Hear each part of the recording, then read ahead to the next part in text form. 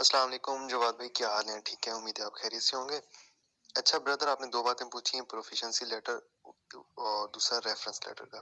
अब प्रोफिशिएंसी, वो English proficiency letter की ही बात हो रही होगी, मोस्टली आपने आई थिंक यही पूछा होगा। तो वो इंग्लिश प्रोफिशिएंसी सर्टिफिकेट होता है, तो वो आपकी यूनिवर्सिटी ही देती है। अगर आपकी एफिलिएट कॉलेज से हुई हुई है तो आपका जो एफिलिएटेड यूनिवर्सिटी थी, मतलब आपकी यूनिवर्सिटी जीसी थी, तो आप जीसी यूनिवर्सिटी को एप्लीकेशन दोगे कि मुझे वो सर्टिफिकेट इशू किया जाए। ठीक है, और दूसरी यूनिवर्सिटी जो होती है उनका भी यही प्रोसेस होता है कि हमने लेटर एक एक एप्लीकेशन लिखनी होती है, साथ अपने स्टूडेंट कॉपी लगती है, और देन वो हमने जो एडमिन ब्लॉक होता है उनका वहाँ सबमिट करवानी होती है।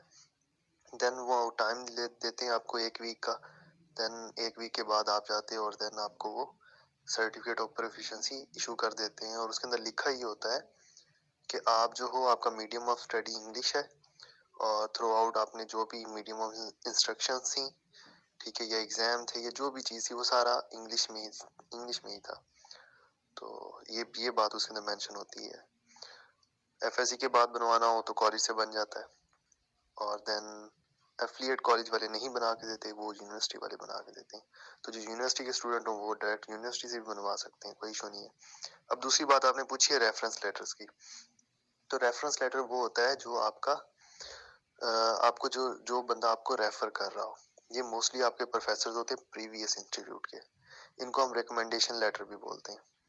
ठीक है, तो अब रिकमेंडेशन लेटर है या रेफरेंस लेटर है, वो कौन लिखता है? वो आपका प्रोफेसर लिखता है। जिस तरह आपके डिपार्टमेंट के अंदर जो आपके प्रोफेसर थे, जो लोग आपको जानते हैं, वो लोग लिखते हैं।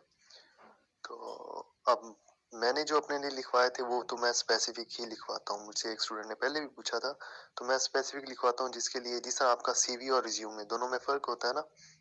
सीवी आपका जर्नल है, रिज्यूमे स्पेसिफिक होता है एक चीज के लिए। इसी तरह जो रेफरेंस लेटर होता है वो जर्नल भी होता है, सॉरी। तो रेफरेंस लेटर जो होता है वो जर्नल भी होता है, स्पेसिफिक भी होता है। जर्नल ये है कि आप उसके अंदर सिंपली मेंशन करवाएं कि मैं फलां स्टूडेंट हूँ। आप अपने टीचर से कहें कि ये मेंशन कर दें आप कि मैं आपके अंडर इस टाइम से इस टाइम तक आपके अंडर मैंने काम किया, आपके पास रहा हूँ, और मेरी नेचर क्या थी, और देन मैं कैसा स्टूडेंट था, और क्या मैं नेक्स्ट स्टडी अगर मैं करना चाहूँ तो मुझे किन चीज़ों के ऊपर फोकस करना होगा। ये मेरी क्वालिटीज, गुड एंड बैड दोनों। जो अच्छा रेफरेंस लेटर होता है उसके अंदर गुड एंड बैड क्वालिटीज दोनों होती हैं। और दूसरी बात ये कि ज़रूरी नहीं है कि ये आपका प्रोफेसर ही लिखे। आपका कोई दोस्त भी लिख सकता है जो आपसे, हाँ, आपका कोई दोस्त या आपका कोई इदारा जहाँ पे आपने काम किया हो, जॉब कहीं पे की हो, जिस तरह अभी मैं कर रहा हूँ, तो मेरा इरादा बन रहा है कि मैं उनसे एक रेफरेंस लेटर निकलवा लूँ, एक अपने प्रोफेसर से निकलवा लूँ, और दो इस तरह से पूरे कर लूँ। तो इस तरह से आप कर सकते हो। मैंने जस्ट अपना आइडिया दिया आपको। तो आपका कोई दोस्त हो, कोई सीनियर हो, ठीक है, और या किसी ऑर्गेनाइजेशन में आपने काम किया हो, तो वो भी आपको रेफरेंस लेटर इशू कर देते हैं।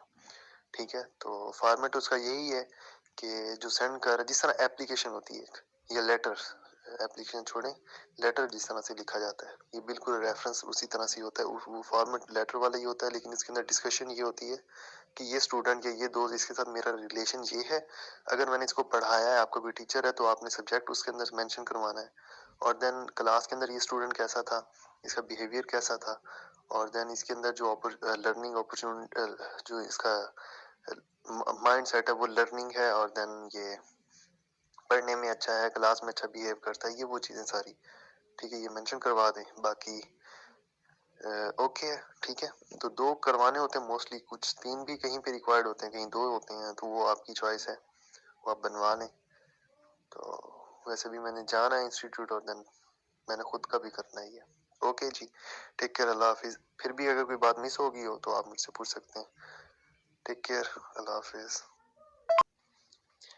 अस्सलाम वालेकुम। अच्छा, एफिलिएट कॉलेज जो है वो कैसे बनवाते हैं? तो आप सिंपल एक एप्लीकेशन लिखो, रजिस्ट्रार के नाम आपकी, जिस तरह से आपका affiliate college post graduate college है, तो आप एप्लीकेशन लिखोगे रजिस्ट्रार जीसी यूनिवर्सिटी फैसलाबाद, ठीक है, यानी एफिलिएट कॉलेज की जो यूनिवर्सिटी है वो तो वही है ना, जीसी यूनिवर्सिटी। तो आप उसके रजिस्ट्रार के नाम ये लिखोगे, देन नीचे अंदर मेंशन करोगे कि मैं आपका स्टूडेंट हूँ, ये मेरा रजिस्ट्रेशन नंबर या ये रोल नंबर था मेरा, और देन मुझे जो है ये इशू किया जाए, ये मुझे रिक्वायर्ड है, तो मैं आपका स्टूडेंट हूँ, आप लोग मुझे ये इशू कर दें।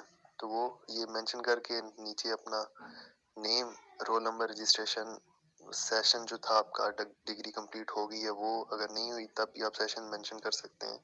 अच्छा, जो डिग्री कंप्लीट कर रहे हैं उनके लिए भी यही प्रोसेस है, अगर वो पहले लेना चाहें तो वो सेशन नीचे मेंशन करें, उसके बाद साइन करवा लें अपने कॉलेज का जो आपका था कंट्रोलर एग्जामिनर, या हाँ मोस्टली उसी के ही होते हैं, या वाइस प्रिंसिपल के होते हैं, इन दोनों में से किसी एक के साइन होते हैं। देन उसके ऊपर स्टूडेंट का आईडी कार्ड जो होता है उसकी कॉपी लगती है, और साथ डीएमसी की कॉपी लगती है।